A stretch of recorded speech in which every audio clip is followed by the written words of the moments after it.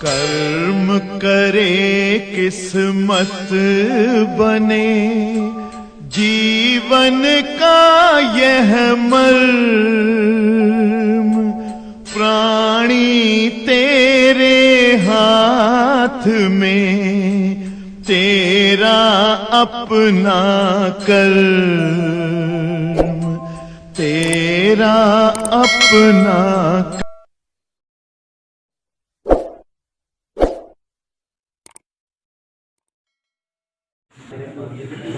हाँ प्यारे बच्चों, जैसा कि कल तक की क्लास में हम लोगों ने पढ़ा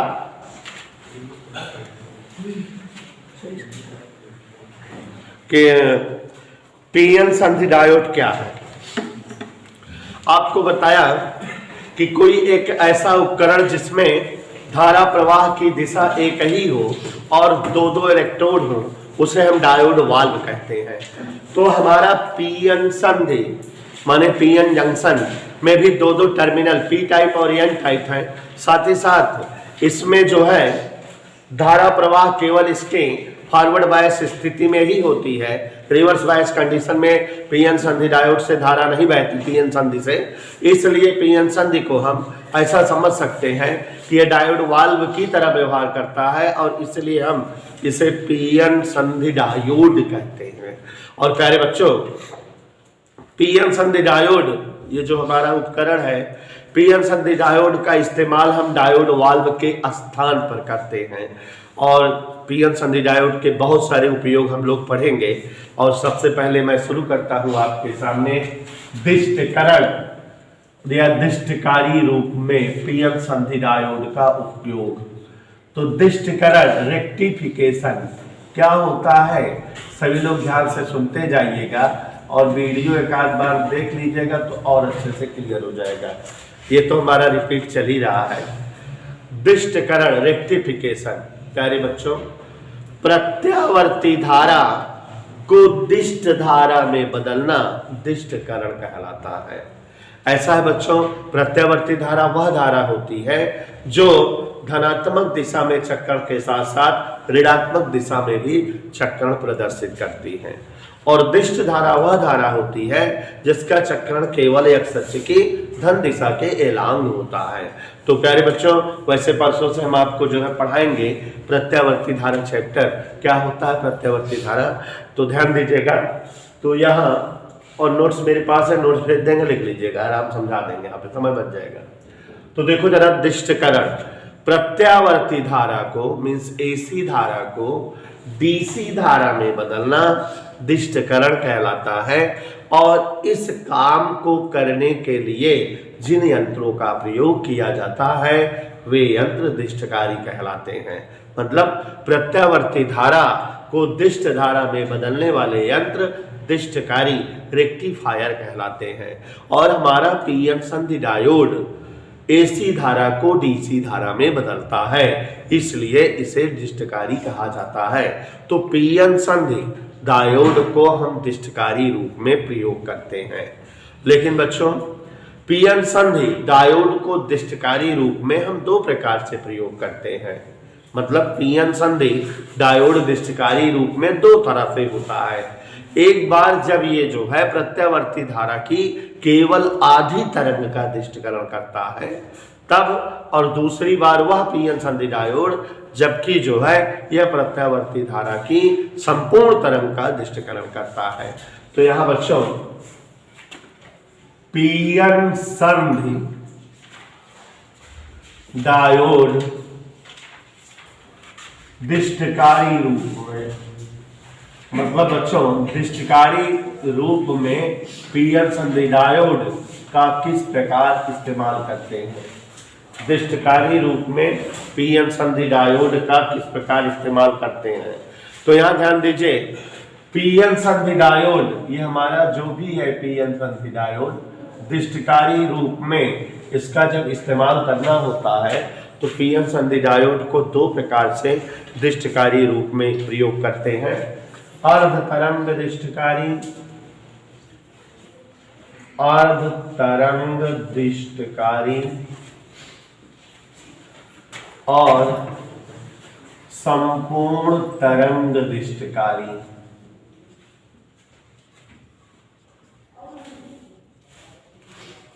परिभाषाएं क्लियर हो जानी चाहिए बच्चों सभी को। ध्यान से देखिए जरा, प्रत्यावर्ती धारा को दिष्ट धारा में परिवर्तित करना दिष्टकरण कहलाता है।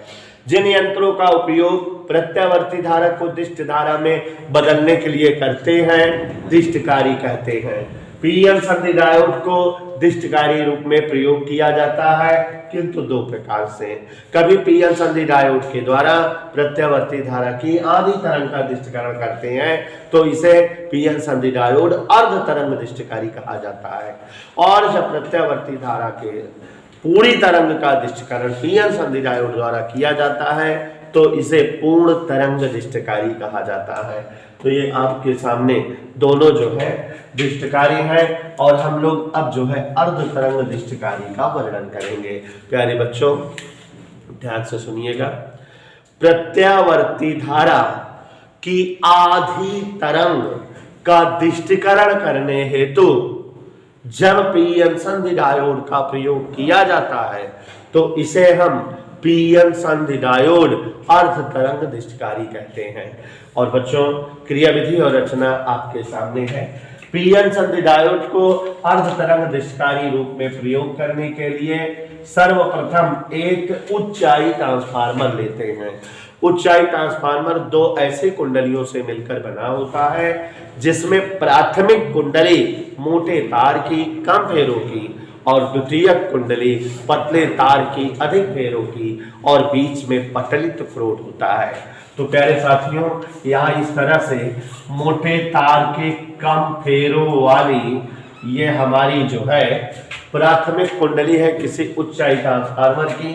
और अवनीश बेटा ये पटलित क्रोध है, ये इस तरह से ये सब पटलित क्रोध है और ये पतले तार की अधिक फेरों वाली ये हमारी जो है दूसरी द्वितीयक कुंडली है उच्चाई ट्रांसफार्मर की। यहाँ पर उच्चाई ट्रांसफार्मर में प्राथमिक कुंडली का नाम AB, द्वितीयक कुंडली का नाम CD। इधर क्लियर। और प्राथमिक कुंडली से हम एक प्रतिरोध जोड़ देते हैं जिसे इनपुट प्रतिरोध RI कहते हैं और इसके सिरों से जो वोल्टता गुजरेगी उसी वोल्टेज को हमें जो है दिष्टकरण करना है। और यहाँ बच्चों एक प्रत्यावर्ती धारा स्रोत जोड़ देते हैं, इस स्रोत से निकली धारा का ही दिष्टकरण करना होता है। चित्र समझ में आ रहा है। प्राथमिक कुंडली से यहाँ एक इनपुट प्रतिरोध जुड़ा है और जहां जो है प्रत्यावर्ती धारा स्रोत जुड़ा हुआ है, जब प्रत्यावर्ती धारा इस प्रतिरोध से गुजरती है तो वह वोल्टता प्राप्त होती है जिसका दिष्टकरण करता है। और वो वोल्टता का चित्र यहां हम इस तरह से दिखा सकते हैं। ये हमारी प्रत्यावर्ती धारा है, ये इनपुट वोल्टता है, इसी धारा का हमें जो है दिष्टकरण करना है। चित्र साफ साफ बना हुआ है, ये लगातार धारा धीरे धीरे कम होती जाता है आयाम इसका।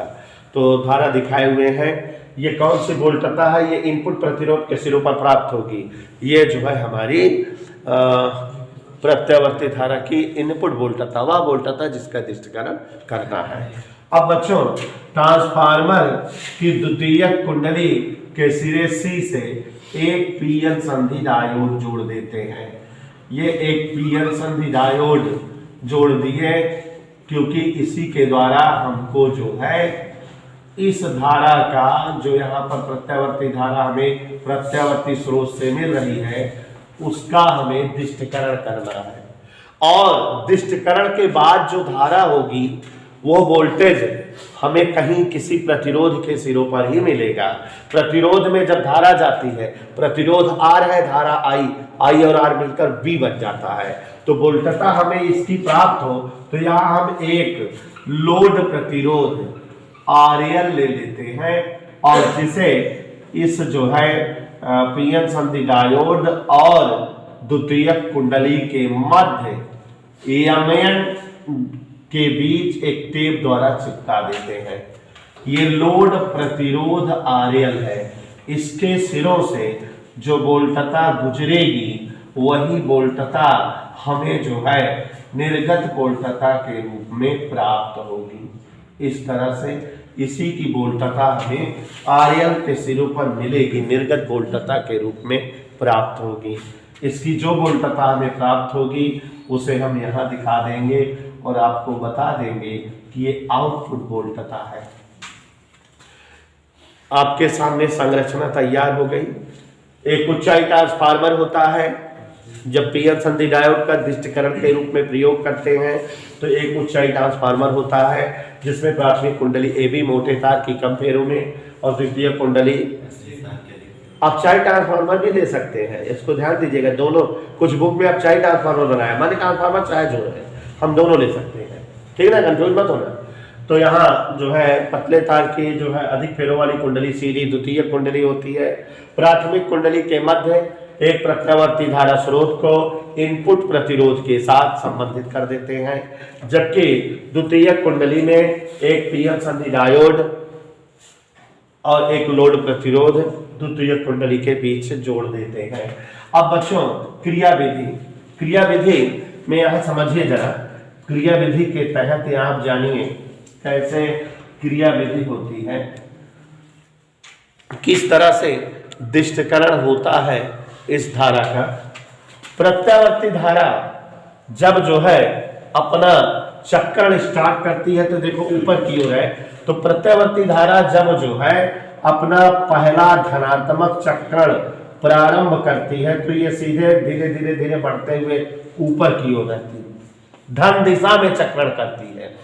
और जब धीरे धीरे बढ़ते हुए धन दिशा में चक्रण होता है तो इसका मतलब प्राथमिक कुंडली का सिरा A धनात्मक और सिरा B ऋणात्मक, अन्योन्य प्रेरण की घटना के कारण द्वितीय कुंडली का सिरा C धनात्मक और सिरा D ऋणात्मक होता है।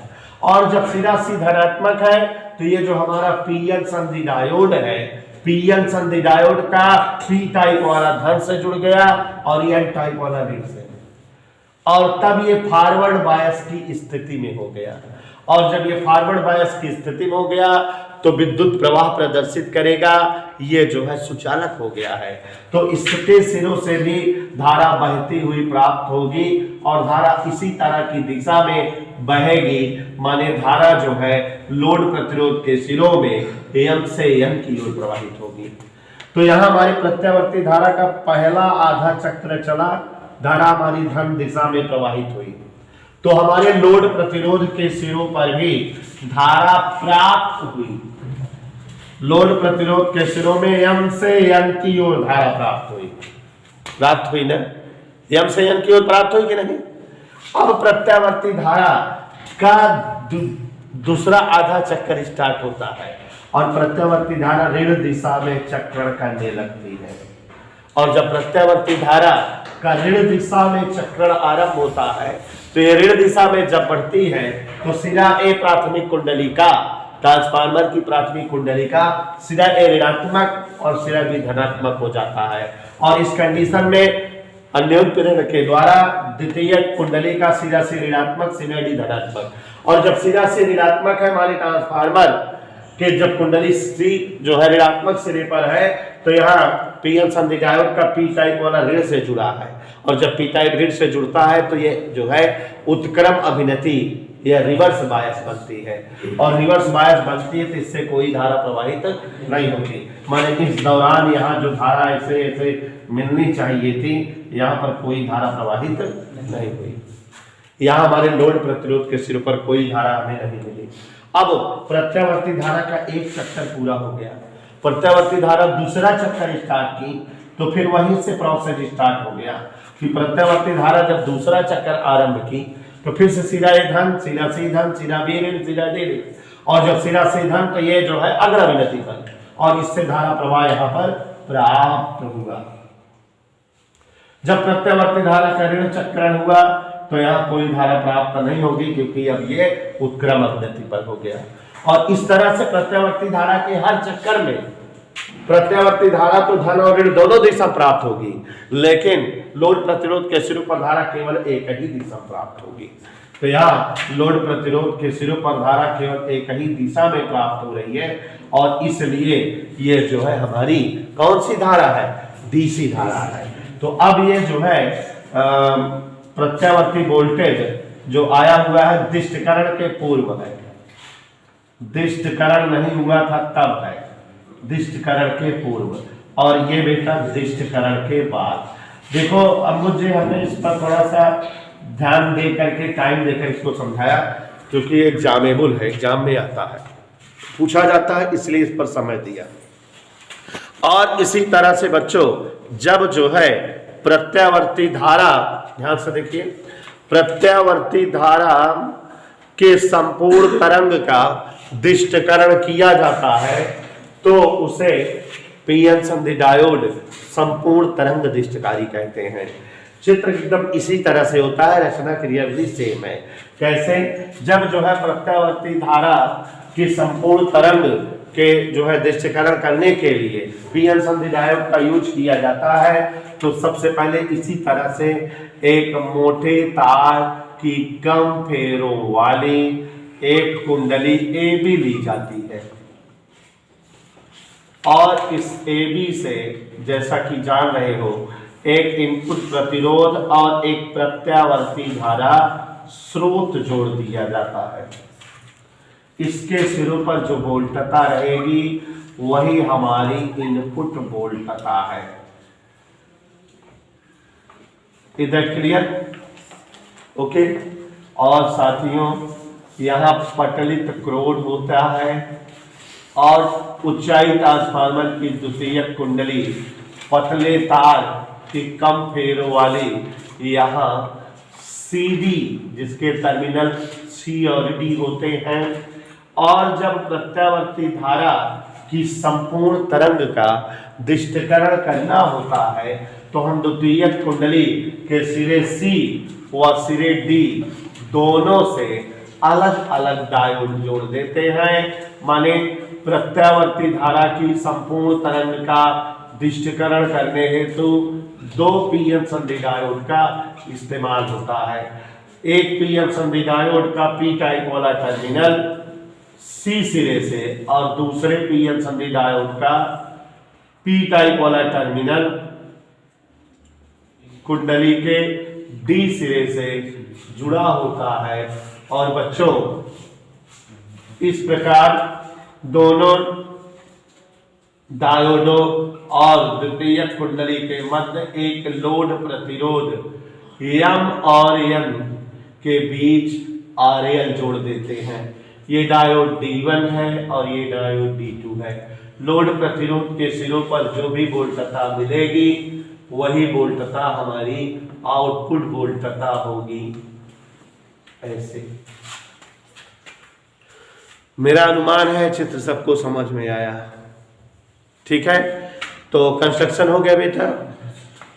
पीएन संधि डायोड का जब जो है पूर्ण तरंग दिष्टकारी रूप में प्रयोग करते हैं तो हम जो है एक प्राथमिक कुंडली ट्रांसफार्मर की ऊंचाई ट्रांसफार्मर की से जो है एक इनपुट प्रतिरोध और प्रत्यावर्ती धारा स्रोत जिसका दिष्टकरण करना है जोड़ते हैं, जबकि द्वितीयक कुंडली ऊंचाई ट्रांसफार्मर की के सिरे C से डायोड D1 और सिरे D से डायोड D2 जोड़ देते हैं और एक लोड प्रतिरोध दोनों डायोडों और कुंडली के बीच MN टेप के मध्य चिपका देते हैं।